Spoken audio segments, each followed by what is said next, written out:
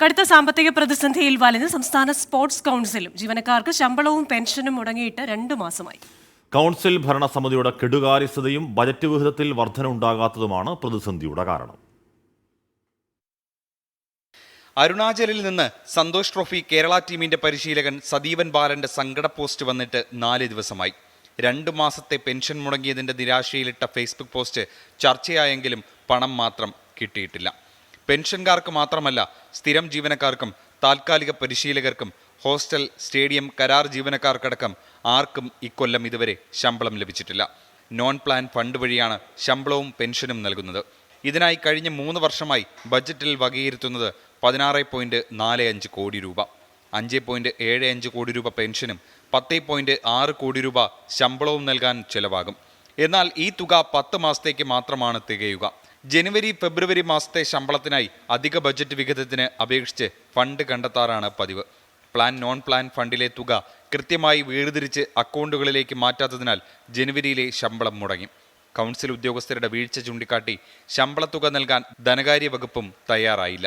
ഇത് പരിഹരിച്ചപ്പോഴേക്കും ശമ്പളം നൽകാൻ അധിക ബഡ്ജറ്റ് വിഹിതം വേണ്ട സ്ഥിതിയായി. ഇതിനായി ധനവകുപ്പിന് കത്തു നൽകിയെങ്കിലും സർക്കാരിൻ്റെ സാമ്പത്തിക പ്രതിസന്ധി തടസ്സമായി. ഇതോടെ ഫെബ്രുവരിയിലെ ശമ്പളവും മുടങ്ങി. ഒരു പ്രത്യേക സാഹചര്യത്തിൽ നമുക്കറിയാലോ, സാഹചര്യം എങ്ങനെയാണ് എന്നുള്ളതൊന്നും വിശദീകരിക്കേണ്ട കാര്യമില്ലല്ലോ.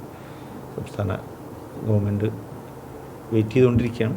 ഇതിപ്പോൾ സുപ്രീം കോടതി വിധി വന്നിട്ടുണ്ട്. അതിൻ്റെ അടിസ്ഥാനത്തിൽ ഈ പ്രശ്നങ്ങൾക്ക് പരിഹാരം കാണും എന്ന് തന്നെയാണ് ഞങ്ങളൊക്കെ പ്രതീക്ഷിക്കുന്നത്. കഴിഞ്ഞ 3 വർഷമായിട്ട് ഒരേ എമൗണ്ടാണ് തരുന്നത്. ആ എമൗണ്ട് സാധാരണഗതിയിൽ 10 മാസത്തെ ശമ്പളം അല്ലെങ്കിൽ 10 മാസത്തെ പെൻഷനും മാത്രമേ തികയുന്നുള്ളൂ.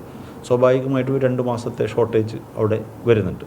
കഴിഞ്ഞ ഭരണസമിതിയുടെ കാലത്തും സമാന പ്രശ്നമുണ്ടായിരുന്നു. പലപ്പോഴും ശമ്പളം കിട്ടുന്നത് ആഴ്ചകൾ വൈകി. കായിക വകുപ്പ് മന്ത്രിയുടെ ഇടപെടലിൽ പ്രശ്നം പരിഹരിച്ചെങ്കിലും വീണ്ടും പ്രതിസന്ധിയിലാവുകയായിരുന്നു. ഇനി ശമ്പളവും പെൻഷനും കൊടുത്തു തീർക്കണമെങ്കിൽ ധനവകുപ്പ് കനിയണം. തിരുവനന്തപുരത്തു നിന്നും അജീഷ് ജയകുമാർ, 24. അപ്പോൾ എന്തായാലും സുപ്രീം കോടതി വ്യവഹാരം തുടർന്ന് 13,000 ചില്ലുവാനം കോടി രൂപയുടെ എന്താണ് ഫണ്ട് വരാൻ പോകുന്നു. അപ്പോൾ ഒരു പരിഹാരം ഉണ്ടാവും പ്രതീക്ഷിക്കാം. 13,660 കോടി കൊണ്ട് ഒന്നും ആകില്ല. നമ്മുടെ കടൽ കായം കലക്കിയവരെ ഉണ്ടാവും. അത്ര ഒന്നും ഇല്ലാത്തതിനേക്കാൾ നല്ലതാണല്ലോ എന്തെങ്കിലും എന്ന് പറയുന്ന പോലെ. ഇവിടെ സജി മാങ്കോട് പറയുന്നു, റോഡിൽ പൊലിയുന്ന ജീവനുകൾ നിരവധിയാണ്.